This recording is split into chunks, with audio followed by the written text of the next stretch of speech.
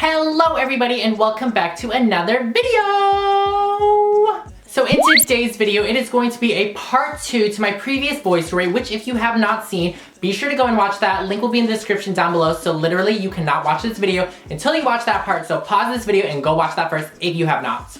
If you are new to my channel, then hello, be sure to go down there and click the subscribe button so you can be notified whenever I upload a new video because I like to think that I make cool videos every now and then, and let me tell you guys, this voice story is juicy AF. I'm going to be spilling the tea. Literally, there is hot tea on the table. It got spilled. It's on the floor. I wiped it up with a towel. Now the towel's in the laundry. It got washed. It's in the dryer. And now it's folded. And now it's back in the shelves. That's how good the tea is. So literally, you guys, sit back, relax, get yourself a snack, some pizza, some popcorn, maybe even some tea, you know, and let's just enjoy the ride together because, guys, I have a feeling this will take some time. But without further ado, let's get into the video. Whoosh. So retracing our steps back to the first date, which took place in May. A week after our first date, I didn't coordinate anything because we were just so busy. And so a week after that, I said, hey, sorry, I've been so busy, but are you free on Saturday? Because for me, I felt like it was my turn to pay because he paid for everything. And I only think that it's fair that you give a little bit of leeway on each side, you know what I mean? And I also think that it was important for me to show, hey, I'm interested in you, I want to plan something. Also, I asked him if he was free on Saturday, and I hate it when people are like, so, when are you free? Literally, give me the days you're free and I'll pick the days that you gave me, you know what I mean? So I was like, so, are you free on Saturday? He said, yeah, I actually am. And I was like, okay, perfect, I'll text you later on next week then. So as the week passes by, I text him about 2 days before that Saturday comes around, so mid-May, and I say, hey, so dinner at this place, we're gonna walk here, and then we're gonna, you know, go to the park, and da-da-da-da-da. Literally, I just planned it all out. I don't like it when people are like, so what do you like to eat? You know, what's your favorite? Like, literally, just do it. I'll go. Like, I don't care. You know what I mean? And he replied back saying, hey, Kevin, that sounds amazing and all, but after everything that's been going on in my life, I'm actually going through some family drama, and I don't think I could be myself on the date. And I was like, oh, okay. And I totally respected the fact that he didn't want to go on the date and not be his 100% self. Otherwise, I would have been like questioning, like, where is that amazing guy I went on a first date with, you know, because he was so amazing. And the fact that he like didn't want to come and like ruin my image of him, like, it was perfect. Like, you do you, boo-boo, you do you. So a few days later, I text him just to check up on him and see how he's doing, where he's at, and to show that I'm still interested and I still care for him as a person, and said, hey, you know, I was wondering if you're feeling any better. He's like, yeah, things are actually getting a little better. Thanks so much for checking up. I was like, yeah, no problem. So when's the second date? No, I'm totally kidding. And I just like have a little casual conversation about like, oh, so how are finals going? Because it was like near the end of May, and you know, finals was coming up, and knowing him, he's a really studious guy, so I was like, he's probably really busy. Not ready for a date yet, so I was like, you know what, let me just give each other some time. I'll just text him when school ends beginning of June. So when school ends at the beginning of June, I was like, you know what, let me just give him, you know, a few weeks on his own, just to hang out with friends, just to relax without, you know, school and everything.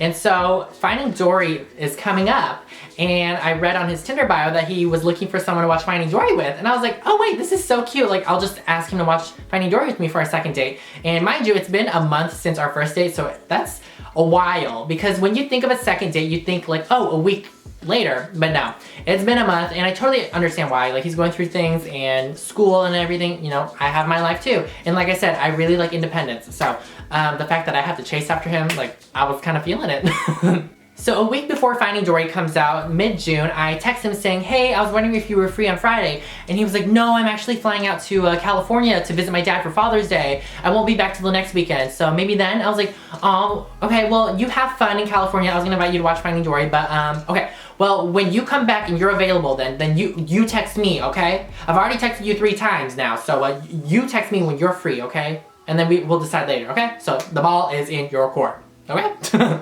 So Father's Day passes by, don't hear a word. 4th of July passes by. You know what? Let's just have him hang out with his friends. I was busy with my family anyway, so I was like, you know what? The week after 4th of July, I'm expecting him to be like, hey, I am free. Also, mind you, he is not originally from my state, so he is taking summer classes in order to stay in the same area as me in Seattle. So he is in school at this time, summer school. And so I was like, you know what, maybe he's busy with school. Maybe that's what it is. And after like literally a month and a half of not talking, I was like, okay, is this guy even gonna put effort or like text me saying, hey, I know it's been a while, I've just been so busy. Like, nothing. I've gotten nothing. So at this point, I was just like, you know what? F it, whatever. I'm just gonna drop it. If he's not gonna put effort into it, then that doesn't even matter. And I was just so confused at that point because everything on the first date seemed so perfect, and everything that he did and said just made me feel so confident in what we had and everything. So I was just really confused on why he wasn't texting me, and I was like, maybe he's waiting for me, so I don't even know. So mid-June, I hang out with a friend that I haven't seen in a while, and she's been in a relationship before and she has experience. So I tell her about this story and ask for advice, and she was like, you know what? How about you just text him one last time, you know? You'll get your answer, you'll get closure, whatever. Because whether he replies or doesn't, he'll say yes, no, maybe later, I don't know. You'll get something, which, you know, I was like, I'm down for it, let's do it. So after hanging out with my friend, I text him and I say, hey, blank space, I had a great time with you the first date and I want to get to know you more. You seem like a really cool guy. But I was wondering if you were ever gonna follow through on the second date because you showed interest in that because you said that you wanted to do that. You said it, not me, you. And then he replied saying, hey Kevin, I had a really great time getting to know you too and I had so much fun. But after everything that's been going on in my life, I don't think I can handle myself, let alone in a relationship. And I was like, oh, okay. And I totally respect him. The fact that he said, you know what, I'm not ready for a relationship because I don't think I'm emotionally stable, wherever my mind is at. Like, I don't know what's going on in his life. He did say that he had family drama or whatever. Like, maybe someone died, I don't know. Maybe he's just so stressed with school. Like, I have no idea. Like, I don't know. He didn't tell me. But I did reply back saying, you know what? You do you. I totally respect your decision, but I want to let you know that I will be here for you as a friend if you need someone to talk to. Because like I said again, I really do care for him as a person, and I don't want to be the type of person that's like, oh, you're not ready to date me? Okay, bye, moving on. You know what I mean? Like, he was a good person, you know what I mean? He was a great guy, so I wanted to show him that I still wanted to be a part of his life. And he said, thanks Kevin, I really appreciate it. We definitely have to meet up soon sometime though. And I was like, yes, definitely. Like, I'm totally down to visit you in Seattle. And after that, it was peace. You know, I was like, you know what? You do you, I'll do me. If you want to talk to me, you know, then you'll talk to me. Otherwise, I'm just gonna let you do you. You know what I mean? Relax, find yourself, whatever you need to do. I totally respect it. So later that weekend, I was hanging out with some friends at a birthday party and I was telling them all about this amazing guy and our current situation, and they supported me and everything, and it was so cute. But later, 3 days later, after he told me he wasn't ready for a relationship, the same day that Kim K exposed T Swift, the snake, by the way, that drama, I was living for it. I had my very own kind of drama, and I discovered something that same exact day, you know, National Snake Day. It was convenient, you know what I mean? Very coincidental, if you ask me. So, you know, before bed, I like to go and check Snapchat, and this guy, he rarely posts on social media, but when he does, I like to see what's up, you know, see what's poppin', and so I check his Snapchat. Oh, that's a cute sunset. Oh, that's a cute couple. Oh, a piggyback ride watching the sunset. Oh, how cute. Oh, okay. Oh, look at that view. Oh, look at the guy driving. Oh, you're in the car. Oh, wait, hold on. Hold on. I rewatched the Snapchat story. Okay, sunset. I see a couple. It's very silhouetted, by the way, because of the lighting, so everything's black and everything. I'm like, hold on. Is this him giving a piggyback ride to another guy? Which, by the way, they kiss in this video. I look real closely. I look at the hair, I look at the nose, I look at the outfit, which, by the way, not that stylish. And I swear to the Lord Jesus, I swear to all of you guys that it was him giving a piggyback ride to some other Asian guy, and they freaking kissed. And then in the very last video, it was him in the passenger seat filming like this view in the car, and then panning over to the driver, which was the other Asian guy. And I was just like, wait, what? Is he seeing someone else? I was so confused and I was so blindsided. I was like, wait, you literally just told me 3 days ago, I'm not ready for a relationship. I'm going through things. I need to find myself. Well, damn, 3 days later, you seem to find yourself real fast, you know what I mean? Obviously, he did not meet that Asian guy that day, and I knew he was Asian because, like, although it was silhouetted, like, you can just see, But, oh my goodness, he lied to me. He lied to me. Like, you don't go off 2 months without talking to someone from the first date for no reason, you know what I mean? Like, obviously you had to be like doing something, and he was seeing someone else.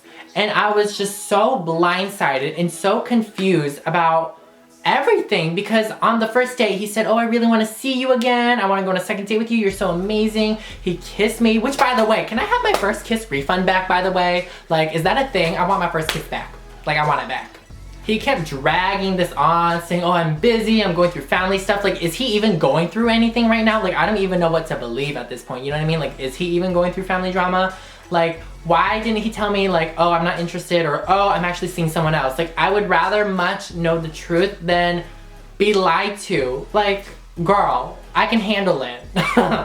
And throughout my period of like not seeing him, I was talking to my friends and I was like, you know what? I'm really skeptical about this guy, you know? Why isn't he talking to me? Maybe he really is busy with school. Like I said, he is really studious, or maybe he really is going through family stuff. You know, I gave him the benefit of the doubt. And then I was thinking, you know, maybe he is seeing someone else, which, by the way, I had this really weird dream one night that he catfished me, which my intuition just told me. But anyway, I was like, maybe he's seeing someone else. And the fact that he was seeing someone else, you know, it made me not happy. I'm not happy with that. To be completely honest, I'm okay if he's casually seeing other people, because to be honest, like, I would do the same too, but no one's matching me on Tinder, so your girl's just gonna sit over here. But I'm okay with him casually seeing other people, because I think it's good to see your options and pick the best, you know what I mean? And I was so confident that I was the best, which is why I had no problem with him seeing other people, you know what I mean? I was like, if he is seeing other people, you know what? No big deal, because he's just gonna come back to me anyway, because I know that I'm the best, which, by the way, he's into Asians. If I did not put that out there, like, his type is Asian, so I think I'm the best, so I was real confident, but I guess not, which I'm really confused about, because he led me on and deceived me. I'm sitting over here like, girl, if I wanted to be on The Bachelor, if I signed up to be on The Bachelor, I would have. You know what I mean? Like, if anything, I made it to the final 2 and I didn't get the final rose. Like, great. But you know what? The previous Bachelor season, you know, the runner-up became the Bachelorette. So, you know, maybe I'm the next Bachelorette. Who knows? But anyway, I shaded him so bad on Twitter. If you guys saw a few weeks ago, I was just so shady this one night. I was like, snakes everywhere. He is a lying, slithering snake. He missed out on a good one. Like, I was so nice to him. I supported him so much. He did not deserve my kindness. Because I said, you know, I'm there for you. If you're going through anything, I'm here to talk to you. No, I take those words back. How rude. Like, he took advantage of that. Like, how rude. Ugh. Like, honestly, like, it's getting so hot, but I'm over it, like, whatever. Like, I know my place and my worth and what I deserve, and, like, I've worked so hard to be the person that I am, and to find someone with the qualities that I thought I wanted and to, you know, stab my back is not okay. You know, the fact that he's with someone else, that doesn't bother me. Like, I don't care that he's with someone else. I don't care that he picked this guy over me. I'm just mad that he lied to me, that he couldn't be straight up and say, hey, I'm actually seeing someone else, or hey, I'm not interested, because it wasted my time and he killed my vibe, because I was killing it with my YouTube grind with my friends and everything, and he just had a halt in my whole situation. But anyway, so after that, I did not talk to him at all after all this happened. I don't want to be petty and be like, oh, so I saw what happened, or no, like, if anything, the pettiest thing I could do right now is just make this video and post it, and if he sees it, then great. If he's watching this, if, you know, that guy, that snake is watching it, I don't know who you are. Who are you? Oh, we went on a first date? Oh, you paid for me? Oh, I have no idea. I don't remember that. I don't recall that. That never happened. That's not how I saw it. No. Who are you? What are we talking about? Exactly. So needless to say, what I want you guys to learn out of this voice story, I guess, is that it literally is too good to be true, you guys. Like, if something's too good to be true, it probably is. And also trust your intuition. Know where you stand in this world. Know what you deserve. Know how hard you worked to be the person you are, and you need to find someone that appreciates, values, and has something to offer back as well. You know what I mean? So, Don't fall for the snakes, you guys, because, you know, there are some slithering snakes in this world. So be careful. Be careful. You've been warned. But yes, I hope you guys enjoyed this video. If you did, like it up. Also, leave me a comment down below letting me know how you enjoyed it or what you're thinking. I want to know what you guys are thinking. And also, feel free to roast him if you want in the comments down below, because it is open for business. The Flawless fam is savage, so feel free to go and do that. Also, shout out to all my friends and viewers and my family members who supported me through this horrible experience, which, by the way, I have not been with a guy like this since 2 years ago, so it just makes me want to be single forever. But honestly, I'm just gonna do me. Literally, who needs a significant other? You know, just do you.